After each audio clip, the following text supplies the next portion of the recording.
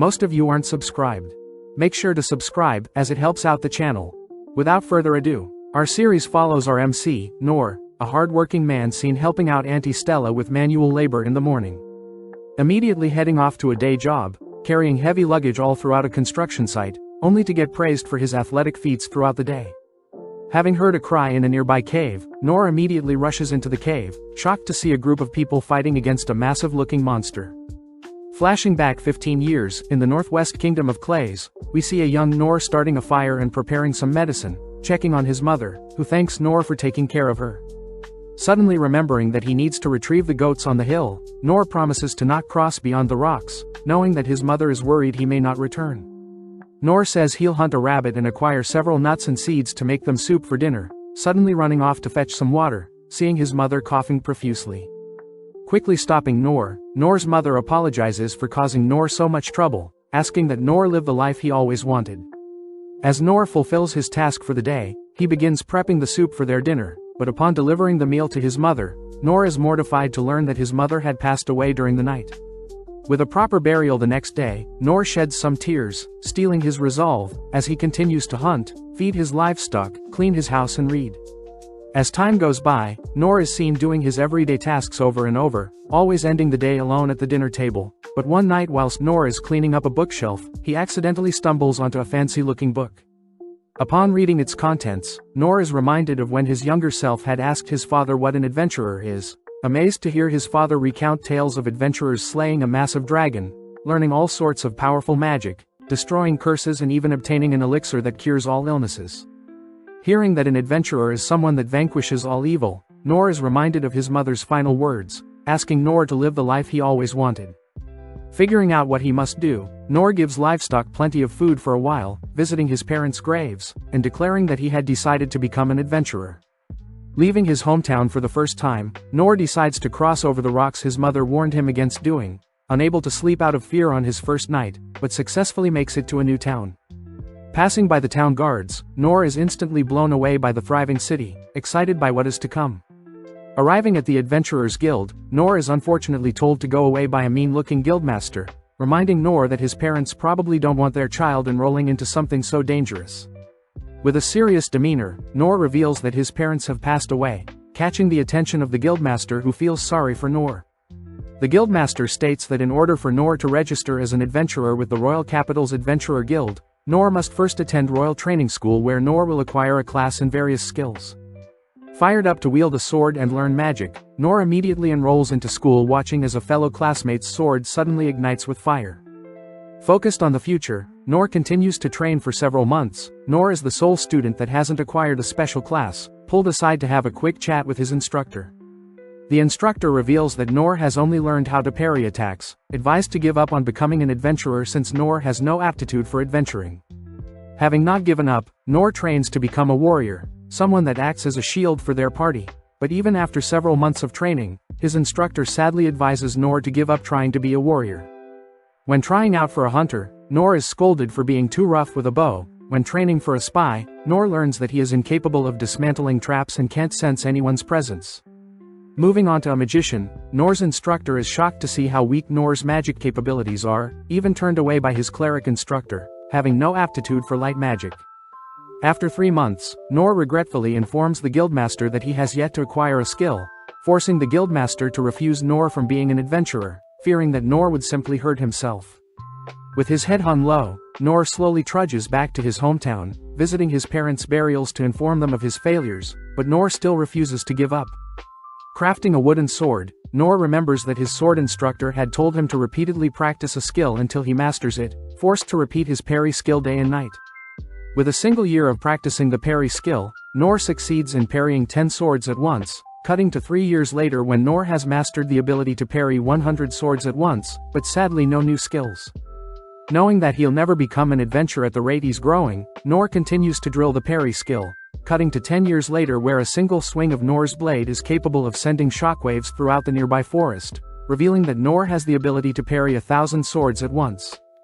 With no new skills under his belt, Noor bids his parents goodbye, heading back to the Adventurers Guild to try once more, revealing to the receptionist that he has the ability to parry, the ability to enhance his body along with several other weak skills.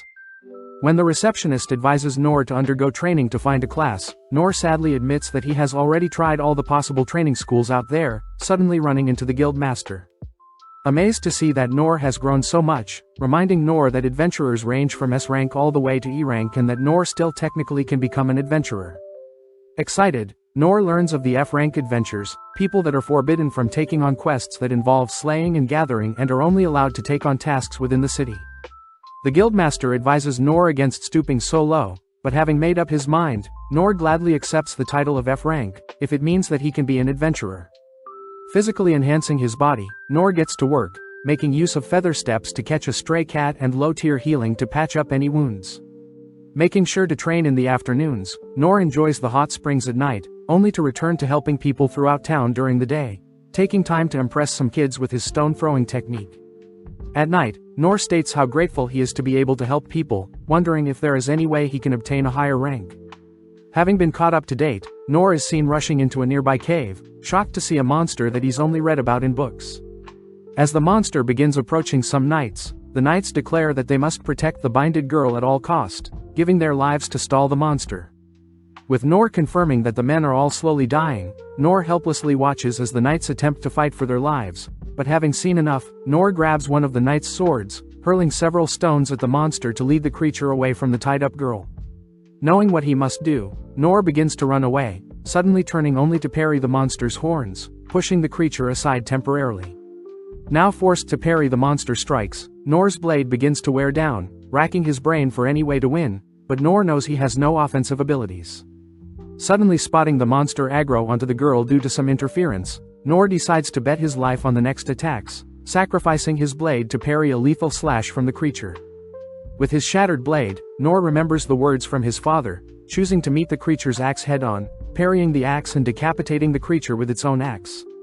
Exhausted by the fight, Noor admits that he still has a lot to learn, suddenly hearing the girl thank him for saving her. Noor finds it sad that so many men had passed during the battle, swiftly heading off when the girl asks for his name, but it's revealed that the girl's name is Lady Lindbergh. As Noor heads through town, Noor reflects on how powerful the cow monster was, even though it wasn't a demon, but this gives Noor more reason to become stronger. Back at the cave, we see Lindbergh praying for the souls that gave their lives to protect her, but just then Ines arrives apologizing for not staying by Lindbergh's side. Lindbergh reassures Ines that she personally chose to not be escorted to the trials for the throne, suddenly interrupted by Lord Darkin, who reports that Lord Rain would like to speak with the two. Following Lord Darkin, Darkin wonders how a demon minotaur from the lower levels of the dungeons would have appeared on the surface, learning from Rain that there was a merchant amongst the pack that summoned and controlled said demon with a ring. Having consulted the Okayan the mage, Okayan had concluded that the ring was of quite high purity, something Darkin knows most nobles wouldn't normally be able to easily obtain a ring that summons an A-ranked demon. Rain reveals that Okayan had found markings on the ring that belonged to the magic empire of VIDZ, something Darkin had already assumed was the case, shaming the empire of VIDZ for attempting to assassinate Lindbergh and start a war. Darkin knows that VIDZ is after the mysterious dungeon of the lost in their empire, which houses many relics. Changing topics, Darkin reads over the description regarding the man that saved Lindbergh, amazed that man slayed the creature with a simple sword and disappeared before the kingdom's trackers could find him. The next morning, Noor returns to the guildmaster, who is surprised to see Noor is okay, worried that Noor ran into the demon at the construction site. Noor apologizes for the confusion, having headed straight home realizing some strange people were following him, but this relieves the guildmaster as he reveals that he was originally an A rank himself and even he wouldn't face the creature. Hearing this, Noor is relieved that he ran into a weaker demon, happy to receive his pay for yesterday's work. The guildmaster reminds Noor that he could earn 30% more with a normal job, but just then, Lindbergh appears, having finally located Noor with her detection skill. Noor wonders if Lindbergh is of the thief class, but Lindbergh reveals that she is primarily a mage with knowledge of the 6 skill classes at a basic level, impressing Noor. With everyone but Noor recognizing Lindbergh, they all begin wondering if Noor was the man that slayed the A-ranked demon, prompting Lindbergh to suggest they move somewhere else private. Advised by the guildmaster to follow Lindbergh, Noor and Lindbergh begin heading through town with Lindbergh's soundproofing and concealment magic, easily evading the city's guards only to stop in a secluded area. Apologizing for dragging Noor away, Lindbergh sincerely thanks Noor for saving her, asking if Noor would like anything in return, but Noor simply says her thanks was enough. Shocked, Lindbergh asks that Noor meet with her father and be rewarded for saving her life, But when Noor says he really doesn't need anything extraordinary, Lindbergh begins to cry. Lindbergh states that she refuses to move until Noor meets her father, something that reminds Noor of his younger self, ultimately agreeing to accompany Lindbergh as long as she doesn't make it a big deal. Excited, Lindbergh layers several skills to avoid detection, heading towards her mansion, which surprises Noor. Easily making it past the guards, the two introduce themselves, with Noor promising to call Lindbergh Clays, Lin moving forward. Walking through the spacious halls, Noor wonders what type of noble Lin is to afford such a location, suddenly running into Ines, who tells Lin that her father is having a meeting with Rain. Amazed to see a woman in armor, Noor wonders if Ines is a maid, but suddenly spots Ines glaring at him. As Ines escorts Noor and Lin, they run into Gilbert, a man wielding a spear. Immediately Gilbert demands to know who Noor is, sensing nothing special from him, but Ines asks Gilbert to not be so rude, and instead help escort Lin and Noor just in case. Cutting to the king, he gets annoyed learning that VIDZ was behind the attack on the princess, reminded of the time when VIDZ attempted to trade access to the king's dungeon in exchange of their military power. But when the king had refused, VIDZ swore that the king would regret such an action, suddenly spotting Lin entering his throne room, happy to see his daughter alive. As Noor marches beside Lin, Darkin suddenly calls out his sister for using the hermit's cloak to leave the mansion again, but Lin says she needed to thank the man that saved her, intriguing the king. Noor apologizes for not dressing up, but the king reassures Noor that he simply has to be himself, shaking Noor's hand, but before Noor can leave, the king asks what Noor would like as a reward. Noor reassures the king that he doesn't need anything, surprising the king as he offers Noor an abundant amount of money, land, or even half of the sacred items that the kingdom has found in their dungeon. Even still, Noor refuses to accept anything, wondering if there is any way he can leave without agitating everyone. Thinking for a moment, the king heads towards his throne, picking up a black amalgamated blade, offering the blade to Noor. When Darkin advises his father against such a gift, the king simply states that it's been collecting dust, but when Noor grips the blade, he realizes how heavy the weapon is. Noor asks if the weapon is too pricey for him to accept, but the king reassures Noor that it was a simple item he picked up during his adventures, asking for Noor to give the blade a swing. Happy to hear the sword wasn't too valuable, Noor physically enhances his body with some magic, swinging the blade with a single arm, terrifying everyone at the shockwave Noor's slash gave off. Amused to see Noor handle such a heavy blade with a single arm, the king asks that Noor help train Lin, but Noor sadly refuses, revealing that he doesn't have much to teach Lin. Satisfied with Noor's response, the king allows Noor to leave, cutting to Noor admiring the blade, especially since he can use it as a shovel to help remove clogs from Auntie Stella's drains. Just then, Ines appears, apologizing for acting so rude towards Noor, stating that she was simply acting cautious in protecting Lin. Apologizing for the late introduction, Ines Harness introduces herself as the vice captain of the Clays family warrior corps, but Ines had also obtained the title of Divine Shield. Ines mentions that since Noor saved Lin, Ines will do whatever she can to repay Noor's heroic feat, but seeing as he doesn't need anything at the moment, Noor says he'll tell Ines if he ever needs anything. Ines also takes the chance to warn Noor to never act casual with the king or the Clays family again, demanding that Noor learn the proper etiquette the next time he shows his face. Shocked by Ines's serious demeanor, Noor promises to be careful next time, pleasing Ines as she asks for Noor's name, shocked upon hearing Noor's name, swiftly leaving. Finally alone, Noor attempts to leave once more, but is stopped by Gilbert, who demands to test out Noor's capabilities. Escorted by Gilbert to one of the training halls, Gilbert mentions how Noor and himself will be having a mock battle, revealing that Gilbert himself is quite well known in the royal capital. With Gilbert choosing a wooden spear, Noor opts for a wooden sword, both facing off against each other, all whilst Noor states that he'll learn as much as he can from a real fighter like Gilbert. With the onlookers cheering on Captain Gilbert, Gilbert initiates the duel, thrusting his spear at Noor, but Noor nonchalantly dodges. Impressed, Gilbert begins speeding up, incorporating slashes and thrust into his movements, but once again Noor easily reads and dodges all of Gilbert's strikes. Noor notes how Gilbert's strikes are refined and polished, but finds it strange how Gilbert is moving quite slow, believing that Gilbert is purposely holding back. Pausing the match, Noor asks Gilbert to show his true potential, surprising Gilbert as he also believes he was holding back, apologizing as Gilbert grips his staff, further increasing his speed. Even still, Noor moves to evade Gilbert's advances, wondering why Gilbert is leaving himself wide open, believing it to be a trap. Seeing so many openings, Noor continues to dodge and observe Gilbert's movements, but Gilbert gets pissed, activating a swift skill forcing Noor to leap into the air. Seeing an opening, Gilbert aims for Noor's head, but Noor simply leans back, evading Gilbert's lethal blow.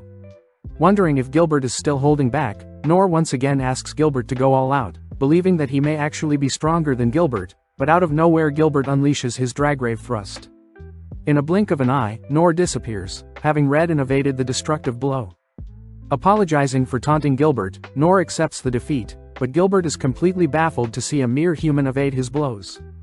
As Noor heads home from the intense duel, Gilbert's men all begin discussing how powerful Gilbert was, believing the wind from Gilbert's spear forced Noor to concede, but Gilbert knows otherwise.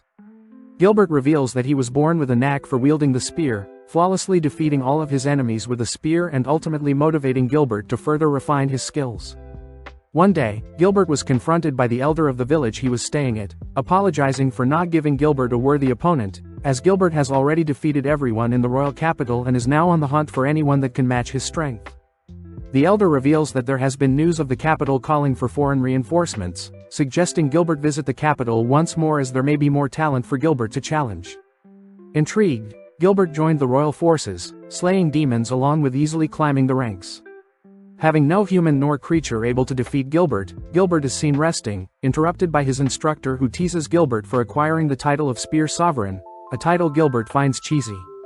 The instructor reminds Gilbert that he himself has the title of Sword Sovereign, reminding Gilbert of Ines who is quite powerful with the sword, but Gilbert knows that in a duel he would still win. Gilbert asks the instructor how boring it is to be constantly training weak soldiers and adventurers, but the instructor reminds Gilbert that it takes a team to win a war and that one day there will be someone that will surpass not only the instructor but Gilbert himself. In the present, Gilbert wonders who Noor is, having heard that Noor slayed the Minotaur, but didn't accept any lavish rewards from the king. Gilbert knows that Noor doesn't have any unique skills like himself, but even still Gilbert wasn't able to land a single strike on Noor, even after using his ultimate skill. Gilbert thinks back on the duel with Noor, confused as to why Noor admitted defeat, even after evading Gilbert's ultimate skill. Having been humiliated by Noor, Gilbert demands to know where Noor is heading, but Noor diffuses the situation by promising to meet again in the future. Once Noor had left, Gilbert realizes that there are massive cracks in the floor where Noor was standing, excited at the fact that he can finally go all out having found someone that can give him a challenge. Following Noor reveals that he had to physically enhance his body along with using feather steps to evade Gilbert's ultimate technique, thankful to Gilbert as he still believes Gilbert was holding back. The next day, Noor is back to cleaning gutters, amazed that the sword is perfectly fitted for clearing the gutters and is still in good condition. Although Noor is grateful to be able to clear so many gutters, Noor is still disappointed that the sudden appearance of the Minotaur caused his construction job to close down. Staring at his blade, Noor wonders if he can use it to find other F-rank suited jobs, disappointed that his fire skill only ignites a small flame and is at the lowest level. Out of nowhere Lin appears, surprising Noor as he wonders how she found him, learning that Lin asks the guildmaster where Noor was, but Noor deduces that Lin had found him with her tracking skill. Getting straight to the point, Lin asks to be Noor's page, somewhat like an assistant, hoping to follow Noor around and learn from Noor. With Noor immediately refusing, Lin wonders why since she is more than capable of any tasks, having obtained the highest marks from all 6 training schools. Noor simply says that he doesn't need help with any of the jobs he's doing, prompting Lin to offer to recruit Noor as an instructor, but when Noor once again refuses, Lin begins to cry. With no other option, Lin shows off her skills, casting ice spell only to destroy the ice with a high-level fire spell. Next up, Lin unsheaths her dagger, instantly cutting up a tree, revealing that she had learned such a technique from the Shadow Sovereign instructor crew. Finally, Lin takes out the handle of a blade, igniting the blade as she incinerates a tree beside Noor, bragging about the sacred class skill, but Noor asks Lin to stop. Noor confirms that Lin is leagues above himself, telling Lin that he is inferior to her, but hearing Lin reveal that she has been recognized by 6 sovereigns, Noor chooses to show off his weak fire ability. Dejected and heading back home, Lin remembers the stories of a boy with no talent, hearing that the boy attended all 6 training courses staying the full 3 months even though the boy obtained no outstanding talents. Lin realizes this boy was Noor, remembering a time when instructor Okayan had shown Lin a familiar tiny flame spell. Although Okayan says that the tiny flame spell is useless for any application, the tiny flame spell can actually be used to gauge how much someone has trained in general. Creating her own tiny flame, Lin admits that their flame always remained small, but today she saw how grand Noor's tiny flame was, speechless as she knows Noor has trained and worked so hard. Remembering how heroic Noor was when facing off against the Minotaur, along with how hospitable Noor is for constantly helping out the citizens of the capital, reasoning that she must learn from Noor, especially since in the future Lin will be ruling alongside her brother.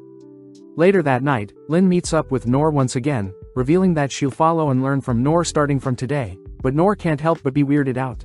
Cutting to Darkin, he's seen wondering why his father would give Noor the prestigious Black Blade, revealing that the king in fact had to travel deep into the dungeon accompanied by the Sovereign Six in order to acquire such a relic. Upon further inspection, the material of the blade is unknown, being tougher than mithril, orichalcum and monometal. Even with various physical and magical attacks against the blade, the sword would not break, being deemed the unbreakable blade, but the question is of course who carved and led the engravings on the blade. Thinking for a little longer, Darkin reasons that his father most likely knows there is something happening in the country, hoping that Noor could be the man to help fight against this unknown force. At the same time, Noor and Lin are seen ordering some food at a stand, surprising Noor as he fears Lin shouldn't be so out in the open. Lin reassures Noor that she is currently performing her duties as an adventurer and is under Noor's tutelage, happy to follow Noor wherever he goes, but as the two sit down for a meal, Noor believes that once Lin finds out what jobs he does on the daily, Lin will probably lose respect for him. Heading to the guildmaster gets weirded out, spotting Lin accompanying Noor, asking what happened that led to this. Seeing Noor hesitate to answer, the guildmaster apologizes for snooping, heading to retrieve a quest for both Noor and Lin to complete. Since Lin is a silver B rank, the guildmaster states that they both can handle a goblin hunting quest, surprising Noor as he only knows goblins as terrifying creatures he's heard from stories. Noor gets worried that they may have trouble with such a hard quest, but the guildmaster reveals that Lin can normally take on silver tier quests on her own and technically Noor would be the only liability. Hearing this, Noor is grateful to be given such an opportunity, but feels bad for taking advantage of Lin's rank, especially since he's wanted nothing but to ask her to leave him alone. Seeing as Lin is none the wiser, Noor asks if Lin is okay with being used to obtain a higher level quest, but Lin is completely alright, prompting Noor to retrieve his blade. As the guildmaster informs the two of their job location, the guildmaster warns the two to still be careful, even though the quest is a low-level threat. Taking out a map, Lin recognizes their location as the Forest of Beasts, but the guildmaster also reminds the two to bring back the right ear of the hunted goblins as proof of a slain goblin. Suddenly remembering that there have been a report of fewer goblins roaming around, the guildmaster advises the two to pick some herbs, that way they don't return empty-handed. Just like that, the two head outside the castle, heading into the Forest of Beasts where there are hundreds of different tree species. Seeing as it's the perfect time, Noor asks to know more about goblins, learning that the goblins normally target smaller animals but have a tendency to eat fruits as well. Recently the goblins have resorted to attacking humans, and if the goblins are left alone, they begin to multiply rapidly and may cause issues for villages nearby. Lin does mention that adventurers only trim down the population of goblins, leaving a few as to not disrupt the natural flow of the ecosystem. Lin also points out various fauna that can only be found in the Forest of Beasts, and that the forest is quite commonly used as training grounds for beginner adventures. Hearing all of this, Noor is completely amazed that Lin knows so much, but as they head into a mist-covered region of the forest, Lin uses a search spell for some goblins. Sadly, they still haven't located a single goblin, but Lin notes how there is a monster-like presence up ahead. With no other choice, they head deeper in the forest where the trees begin to block out the sunlight, a location goblins thrive in, but suddenly Lin loses track of the monster she was tracking. Noor wonders if the monster had suddenly passed away, but as the two head to the last known location, they are shocked to see no signs of monsters anywhere. Suddenly sensing something, Lin swiftly casts a uncover spell, shattering a stealth spell, only to reveal a massive goblin devouring one of its kind. With Lin completely terrified, Noor believes that the goblin they are facing is a standard goblin every adventurer would face, ordering Lin to suppress her fears and fight alongside him. It's revealed that Lin froze out of fear, realizing that the goblin in front of them wasn't any normal species but was in fact a goblin emperor, a subspecies of the goblin king, and was most likely created with forbidden knowledge by humans. With the goblin emperor rushing our duo with two tree trunks, Noor is forced to block the strikes with his blade, parrying the emperor's strikes to learn its attack pattern. Seeing the goblin thrust one of the tree trunks at him, Noor refuses to allow the emperor to corner him, once again parrying the blow to put space between them. Calling for Lin to help out, Lin conjures several wind slashes and ice projectiles, but the goblin emperor nonchalantly defends and evades the spells. Taking a stance, the goblin emperor tosses a tree at Lin, forcing Noor to step in front and parry, but as the goblin begins barraging Lin with more trees, Noor is forced to defensively parry each and every one. With the Goblin Emperor pausing for a bit, Lin wonders how the Emperor hasn't sustained any damage, suddenly realizing that the mana stone on the Goblin's forehead must be a source of its power. Before Noor can make a move, the Emperor suddenly tosses 3 trees into the air, followed by a single one directly at Noor, surprising Noor as the Goblin has realized Noor needs time between each parry to focus.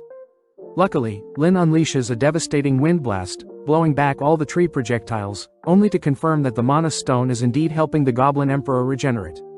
Knowing that they won't be able to reach or outlast the monster, Noor asks for Lin to aim a wind blast at his back, scaring Lin as her wind magic can demolish castle walls. Noor reassures Lin that he'll be using the sword to absorb the blow, ordering Lin to quickly cast the spell, suddenly being flung towards the Emperor. Quickly physically enhancing his body along with casting Feather Step and Heal, Noor leaps into the air, carving past the Goblin's weapon only to knock out the mana stone from the Goblin's forehead. Seeing as the Goblin is writhing in pain, Noor is relieved to see Lin secure the mana stone, but Noor asks for Lin to finish the Goblin off humanely. Gladly accepting, Lin casts a Hell Flame spell, instantly incinerating and putting the Goblin to rest, all whilst Noor promises to get stronger. That evening, Darkin receives a report from some cloaked figures of the Goblin Emperor equipped with the massive mana stone, a creature that would be even tougher than a regular Goblin King. When Darkin suspects the magical empire for causing such a thing, the hooded figures reveal that the mana stone could be a demon's heart from the holy theocracy of Mithra. Darkin is relieved to hear that Lin survived such an ordeal, but is confused as to how such a powerful monster entered their land without being detected. But seeing as this may not be the only case, Darkin asks for further investigation into strange occurrences around town.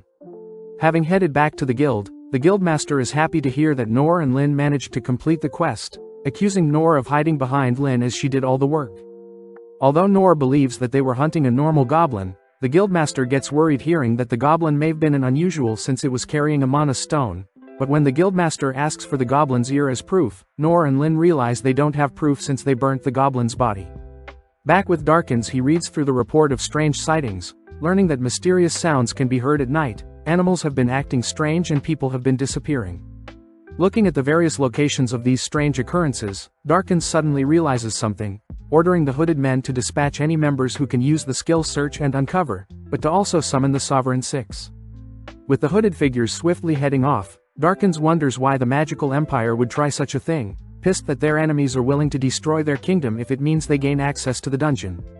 Having been awarded by the guildmaster for his first hunt, Noor and Lin head for some skewers, both relishing in the food after a hard day's work. Noor does wonder how long Lin will be with him, but before he can ask, Lin mentions how she needs to head home since it's getting late. Out of nowhere, Darkins appears, asking Noor to visit a city in the mountain district with Lin, apologizing since he can't explain why just yet.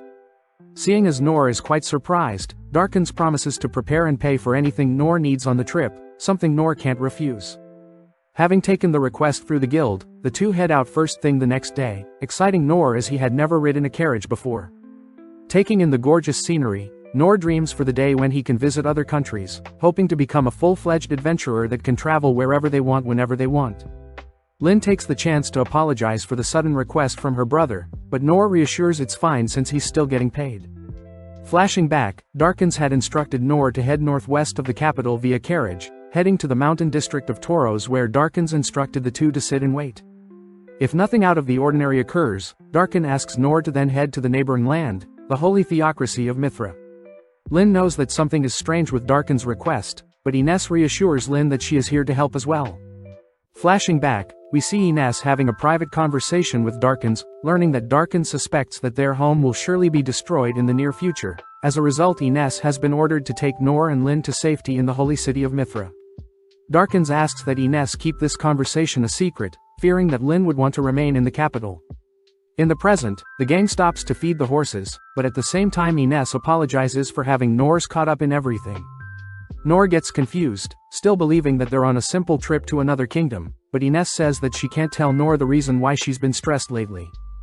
Hearing that Ines plans to protect Noor's and Lin on the trip, Noor reassures Ines that they can always run if they get into trouble, but gets surprised hearing that Ines has a powerful shield on her, even though Noor doesn't see a shield nearby. Choosing to unveil her skill, Ines conjures a barrier, asking that Noor make use of her barrier that blocks both physical and magical attacks, impressing Noor. Noor mentions how he learned Gilbert is a skilled spearman, even managing to take on a dragon by himself, and that Ines was just as capable. Hearing Noor's compliment about her unique skill, Ines had remembered the time when she first learnt of her mysterious skill, accidentally cutting her friend in the orphanage. Having been brought before several instructors, Ines showed off her new skill, impressing the instructors as her skill can be shaped into anything Ines wants. Ines was then trained with Sovereign Shield Dandalg, learning how to manipulate and use her skill properly, but as Ines grew stronger, she naturally grew distant from everyone, fearing that she would hurt them. It's revealed that Ines was surprised when she heard Noor's name, having heard that name before. During one of her hunts, Ines got distracted and had forced Dandalg to step in and protect her. Ines had grown to know as her foster father and instructor, believing that she was his most prized possession, but Ines had overheard Dandalg muttering that he had wished Noor was still around. Ever since then, Ines has despised the man Dandalg calls Noor, shocked to hear that Dandalg would respect the man named Noor and not her. As Ines drives the carriage, she wonders if the Noor traveling with them has known the Noor she yearns to meet, holding back any signs of malice and anger as she needs to fulfill her duty as Lin's knight. Just then, Noor spots a strange path being carved in the nearby wheat farm, prompting Linz to cast her uncover spell, revealing a terrifying monster.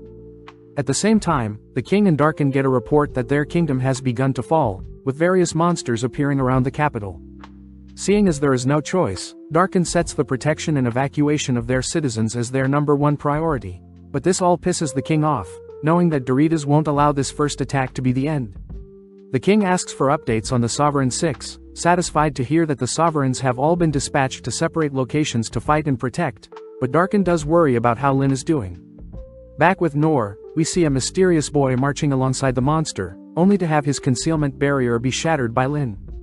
Out of nowhere, the monster strikes the boy down, a monster Ines recognizes as the Black Death Dragon. With no time to spare, Noor retrieves his blade, dashing to the boy's side only to parry the monster's slashes before they can harm the boy. Off to the side, Ines points out how the boy and the monster were both being hidden away by the concealment spell, meaning the boy must be a demon folk.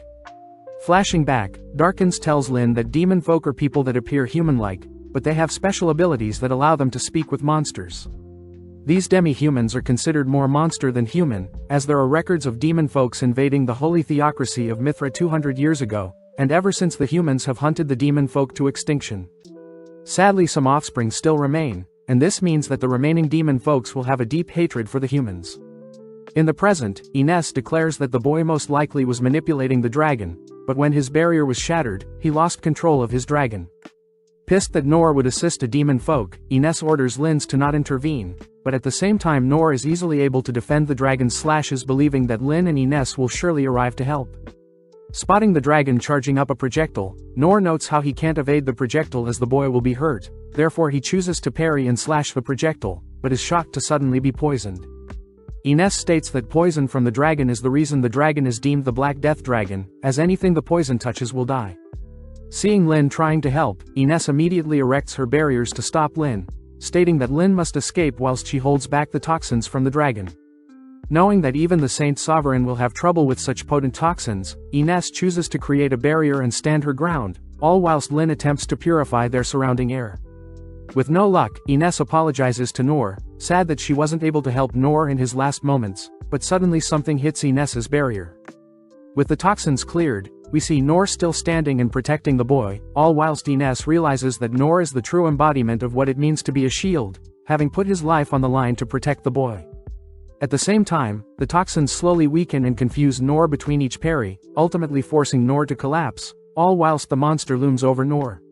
Flashing back, we see the white-haired boy locked away with several other children, all despairing at how the world despises them for wielding cursed power to control magic beasts. Even when fed, the children have no choice but to act like wild beasts, but one particular boy knows that people have enslaved and used their abilities against others in war. When the boy questioned the world, the men that enslaved him would beat him into submission, and when the boy yearned for an answer, he would be beaten into silence. As the boy is placed outside to be mocked and pelted with objects, the boy reveals that his cursed power also allows him to read minds, but this only made his life worse and he had to ignore hundreds of people all berating his existence.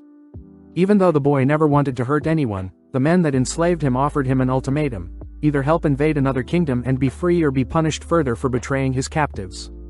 Unable to refuse, the boy ultimately accepted, leading to him walking past the cornfield only to have his barrier shattered by Lin. As the boy loses control on the dragon, he's slammed to the ground, but doesn't actually fear death, grateful that his power won't be used for evil in the future. As the boy's life flashes before his eyes, Nor suddenly appears, rescuing and saving the boy. As Nor fails to prevent the dragon's toxic fumes from spreading, Nor chooses instead to heal the boy and not himself, leading to Nor ultimately collapsing before the dragon strikes. As Nor reassesses the situation, he declares that he may just be able to survive, remembering the time when he would spend alone at home after failing all the training schools and returning home to train alone. Nor had ventured into the forest to gather herbs like always, excited to have gathered so many, deciding to store some away and eat the rest for dinner. Even though Nor felt something was off with one of the herbs, Nor continued to consume the plant, only to collapse that night, having just eaten a poisonous plant. Refusing to die so young, Nor casted low heal on himself all throughout the night, dragging himself towards a water source that gave him the energy to stay awake and live. Having identified the plant as the dragon's ruin, Nor scolds himself for not remembering that his mother warned him against eating such a plant, but seeing as he couldn't miss a day of training, Nor soldiered on. Midway through training, Nor suddenly began coughing up blood once again slowly healing himself until the pain subsided. Revisiting the forest in search of the dragon ruins plant, Nor accidentally gets bitten by a poisonous snake, pissed as he collapses to the ground weak, but not even several hours later Nor immediately recovers from the bite. Curious, Nor hunts and eats the poisonous snake, amazed that he has grown tolerant to the snake's poison.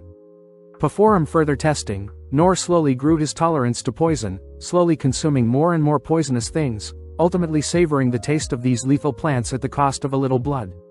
In the present, Nor nonchalantly gets up, having already recovered from the dragon's poison, wondering how delicious the dragon will be once he slays it.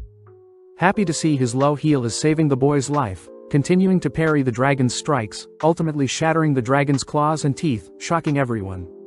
As a final trump card, the dragon begins charging up its remaining toxins, preparing to douse Nor, but being prepared this time, Nor chooses to puncture the dragon first, trapping and having the toxins implode and erode the dragon's body. Ignorantly, Nor mistakes the poisonous dragon for a mere frog, heading over to check on the boy's wounds. Feeling guilty, the boy admits that he was the one that was concealing and leading the massive monster, but Nor once again misunderstands, believing that the boy was simply bringing the dragon to town to have it slayed and sold, apologizing as he offers to pay the boy for killing his delicious livestock. Confused, the boy reassures Nor that there is no need to pay, leading Nor to ask how the boy was able to travel so far with such a large monster. Ashamed, the boy reveals that he has the skill to control monsters, shocking Nor as he praises the boy's heavenly gift. Seeing as Nor is still not understanding, the boy reveals himself as a demon folk, but even still Nor is jealous, revealing that if he had the ability to control monsters, he would have the monsters be his friend and help out on his farm along with protecting him on his travels. The boy is confused as to why Nor isn't afraid of him more, but Nor simply states that the boy is an ordinary person with a unique ability, someone Nor wishes he could be just like.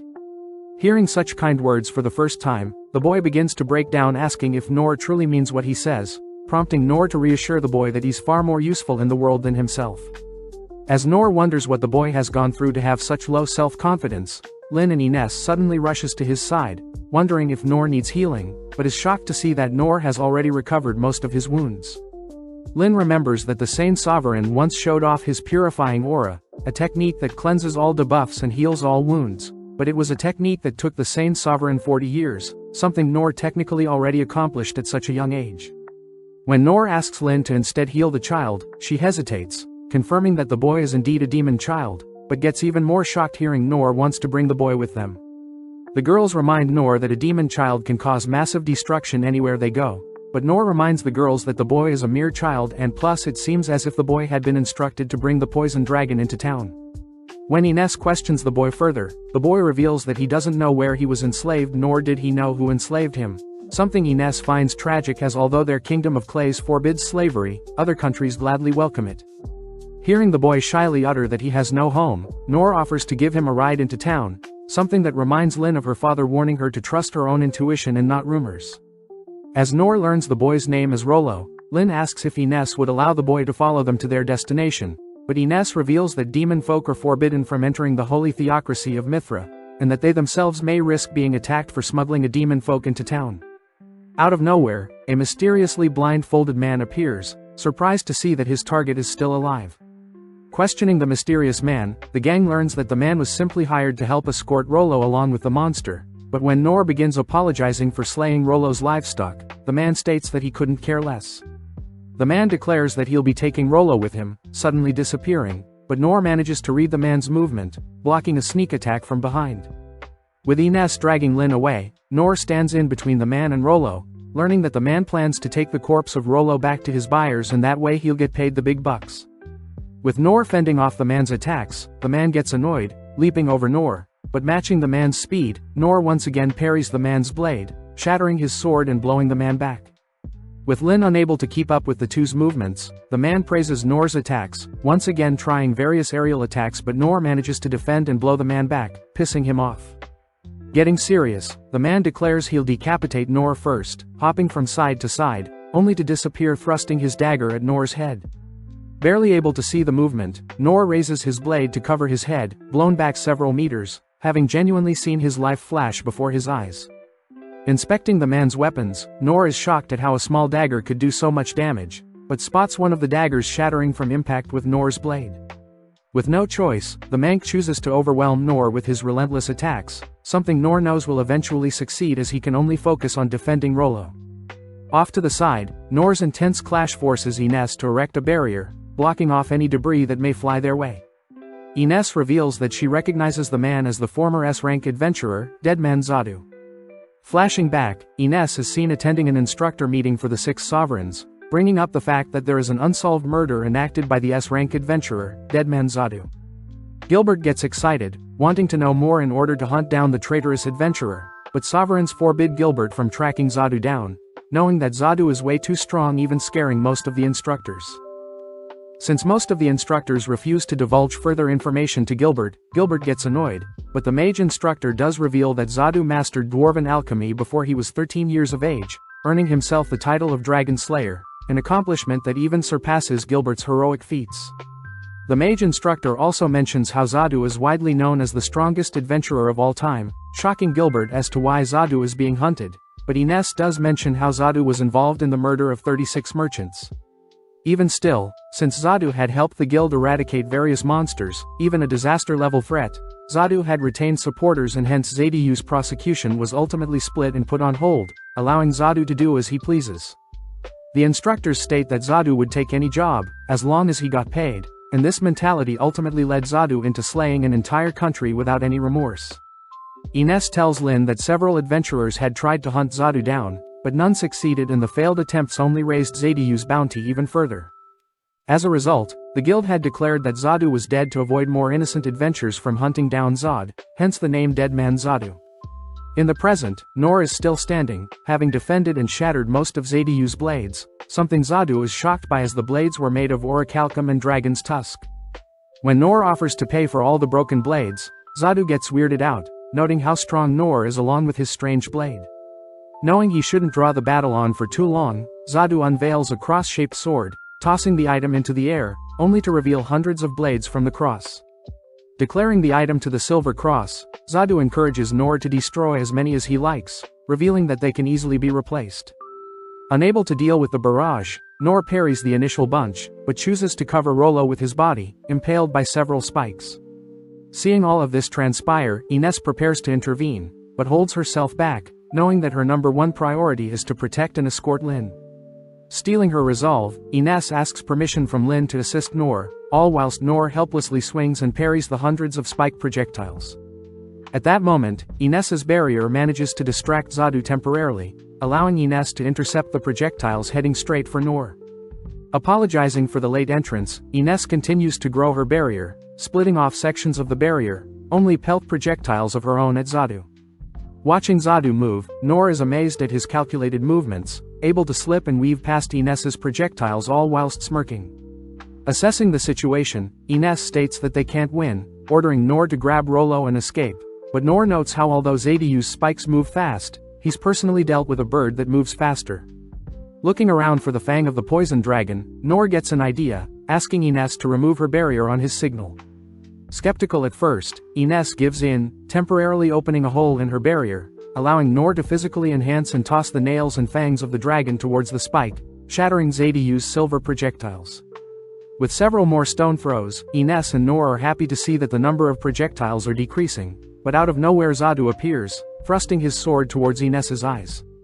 Luckily, Noor had anticipated this, parrying and saving Ines's life.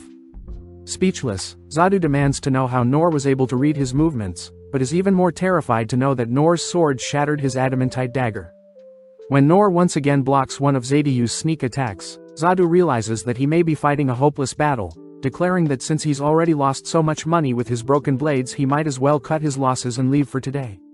Zadu takes the chance to reveal that there will be a special event at the capital soon, but refuses to elaborate further. Before Zadu leaves, he notes how Noor is the most interesting yet annoying man he's ever met, attempting one last strike at Rollo, but Noor easily defends. With Zadu finally disappearing, the gang reason that they should head back to the capital, especially since Rollo won't be allowed at Mithra. Out of nowhere, Rollo begins shaking, revealing that he heard that the strongest of the monsters will be invading the capital. With so many red flags, Lin states that they'll be heading back home, but upon hearing Ines refuse, Lin reveals that she knows Darkins had instructed Ines to flee to Mithra to protect her. Lin reminds Ines that her being a sole survivor is pathetic and that they should at least head home and warn everyone about the impending danger.